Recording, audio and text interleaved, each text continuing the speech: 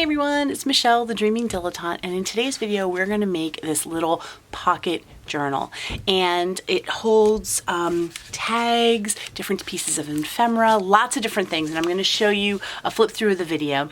I was inspired by a video I saw over on Treasured Books, and I'll link to that video in the description below. But if you haven't seen her channel, she has amazing journal videos, junk journaling, just all kinds of, you'll definitely want to go check out her channel. It's wonderful. But in her video, she was making just pockets to hold tags and bits of ephemera, and I loved the idea of that. And then I thought, how can I, maybe I can use these to make a journal, and that's what I've done. So what you have here is, I did this for the cover here, and you have two pockets here. So we have a pocket here, and then there's another pocket right behind that. So you have lots of places to tuck bits of ephemera, little writing pieces, and all kinds of things. So let me give you a flip through. Sorry, I'm trying to, there we go. Some of my pages, I was impatient and didn't let dry. And then you have spots here where you can create and journal. The kit that I use to decorate all of this is a Lollipop Box Club kit. I think it's an older one. I'll have to check. If it's still on Lisa's website, I will link in the description box below. And if it's not on her site anymore, I'll just link to her page itself, and you can check out her kits. They're wonderful. I've subscribed to her kits for years and years and years, and now I'm really working on trying to use up a lot of the materials that I've collected. So we're going to be using another one of Lisa's kits in today's video. I ended up decorating this after I put everything together, which is not how we're going to do it because it makes it a lot more challenging, but it can be done. So let me give you a little flip through. That's why these are torn, but I think it kind of looks cool. So you have pockets on the one side, and then you have a solid page on the left, and you can really see on this one the different pockets. So I have one here. We have, it's 3 different pockets here and one in the back. So let me see. Yeah, I think you can see better this way. So you can see you have a pocket in the far back here, and then we have a pocket right here, and then we have another one right here. So there's lots of little tuck spots that you can put things.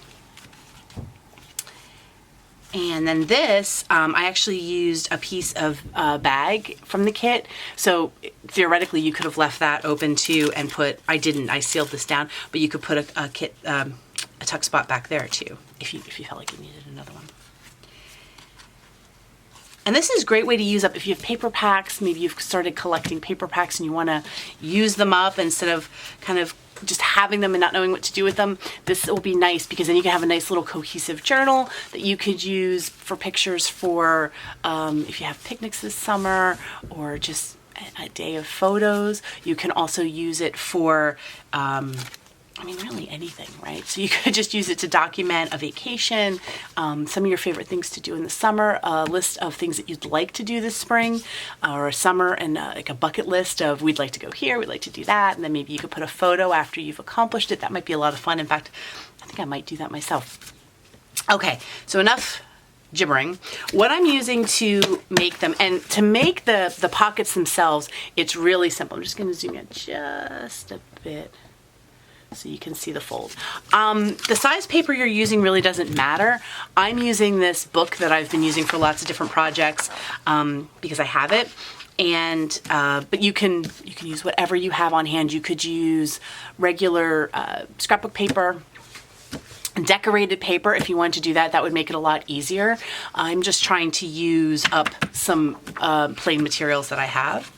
So the first thing you want to do is you want to have your paper, and then you're going to have it lengthwise this way, and then you fold in half. Okay, and then once you fold it in half, then you're going to fold up again and meet at the top. And I've adapted this slightly. I know on Treasured Books video, she shows a few variations that you can do. Again, she was just making it as individual pockets that you would then put into a journal. So that's just a little bit different. I'm going to just trim off a little piece there. Okay, so now that you've done this, then you can fold down And what I was doing is I was just taking the two pieces and folding them down so that this top lines up to the side.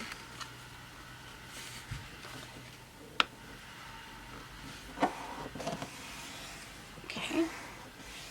And then once I've done that, I opened it back up so that I could tuck that piece in. And that's what gave me one tuck spot and another tuck spot. So hopefully that's clear. And then you can do it one more time here. And you could completely adjust this if you want less pockets, more pockets. You could also fold them, you know, a little shallower if you wanted and things like that. But I'm just gonna do what I did for the others. And then that's it. The only other thing that I did is I rounded my corner here because I just liked it. Okay. And that's basically how you'll do that. So you want to do that for all of your pages.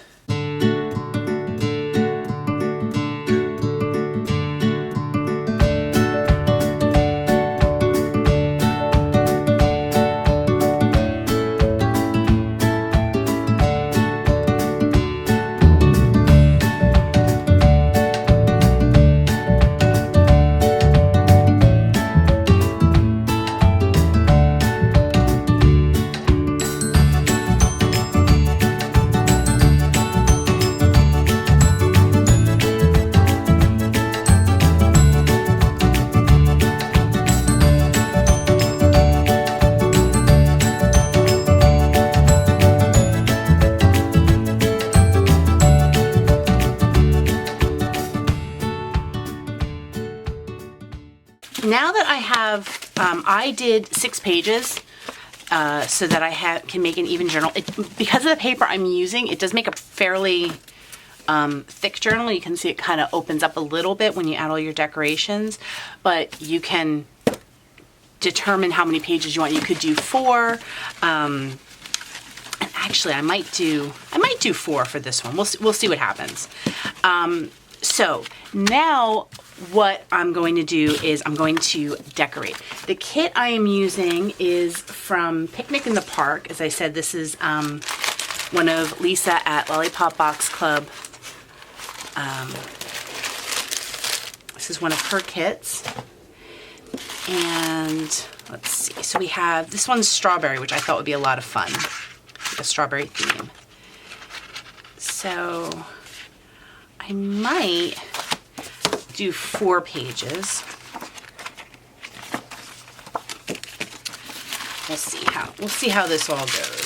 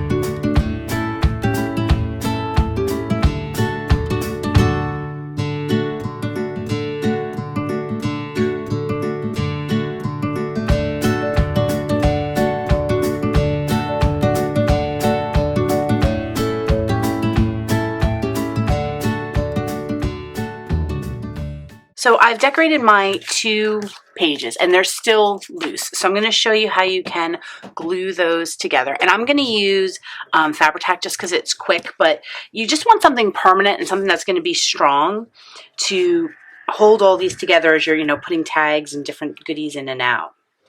So so I've already glued down. Let me take a step back here. So you want to glue down your flap.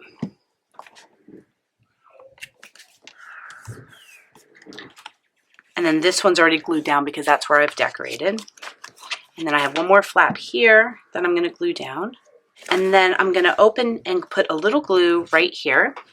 And I hope you can see if it's, I hope it's clear how I'm gluing this together. So that's our first pocket glued there. Then I'm going to apply glue here. Again, just down this little section here so that I can glue that. Okay. And then we have this open piece here. Now you could leave that open, and I think I'm going to, if you wanted to put something, well, these are stickers, but like something larger in, you could do that. So I'm going to actually leave that one open just for a little variation. And I'm going to do the same to this other one here. So this is how it's going to be look when it's all closed up. I'm going to fold down that first one and open this and glue that flap down. Okay. And now I'm going to apply glue right here. And I'm going to leave that one open. And right here. So that's the first pocket. All right. And then you're going to want to think about, oh, wait, I missed a part. We also have to glue this side too. Sorry about that. I'm sure you guys caught it. So now I have my 2 pages, and you can decide, you know, the order that you want them when you're putting your whole book together. But I'm just going to show you how I'm making a spine to attach them. So I have a strip of paper here, and this is just regular, like kind of copyweight paper. And I have a strip here that's the height of my pages. And what I'm going to do is I'm going to add, I'm going to use the Fabri-Tac. It might bleed through a bit, but I know it's a nice strong hold. You could also use, if you have thin double-sided tape, something really strong and permanent. And I'm just going to put that one page there. And another page there. And leaving space for it to open and close. Okay.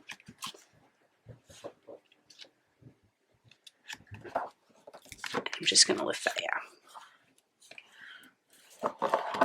And then you're going to want to set that aside to completely dry. Okay, so now I have my 2, I guess you could loosely call them signatures, but these 2 pages that I have attached with the tape down the spine. Now you could do another piece in here if you wanted to secure them a little more. I'm not going to because I'm not too worried, but that's absolutely something you could do. I just have the one on the back. And I have a threaded needle, and this needle actually has a point because I just use regular weight paper for this book. I'm just going to use that to poke my holes, but you could use a pokey tool and then your regular bookbinding tool if you wanted. And I'm just going to do a pamphlet stitch that I'm completely eyeballing. So I'm going in through the center, coming out on the back, making sure my pages are lined up as I want them. And then I'm just poking through in the back here.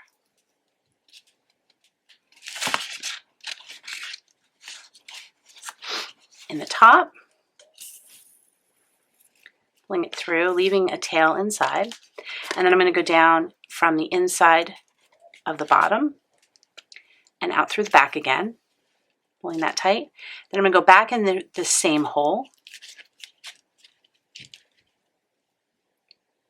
Trying not to split my thread, I don't want to do that. And I'm going to come out on the other side of this middle string. I'm going to give it a nice tie.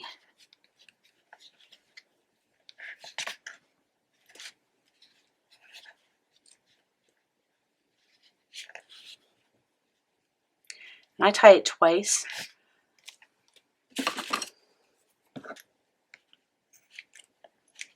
My scissors are not very good. I need to get a new pair here. Okay. And there is my little book. So let me give you a little, come out just a bit. And then I have a page here. Again, solid page. And then we have our multiple pockets to hide all kinds of goodies. And this was actually on the page that I use, the book page, and I loved the colors and I thought it looked nice with the kit, so I just left it. Same that I did over here. Fix that little piece a little here. And I might come back and add more elements and things like that. I'm definitely going to as I use it, but I think this might be my spring bucket list journal. So I think I'm gonna have a little fun, and maybe I can tuck receipts if we went somewhere, or if maybe, you know, I'm thinking gardening receipts that I could tuck in here, something I did, add a tag that talks about it, or a photo can go here, something like that. So I think that's how I'm gonna use this book, and I like the limited number of pages. It feels less overwhelming and less daunting. And I could even write out all of the list of things I wanted to do here. And then here's another page that I did. And then the back is just a solid page. So there you go. I hope you had fun making this little journal. I hope it's something that you found easy to do. If you have any questions, though, please put a comment down below and I'll do my best to try to help you. There's also a link in the description to an accompanying blog post, which will hopefully give you some more information and insight on how to make this journal. Thank you so much for watching. If you enjoyed this video, please do consider subscribing to my channel and giving it a thumbs up. That really does help me build and grow my audience. So wishing you a beautiful day and hope you get some creative time. Thanks so much, everyone. Take care. Bye.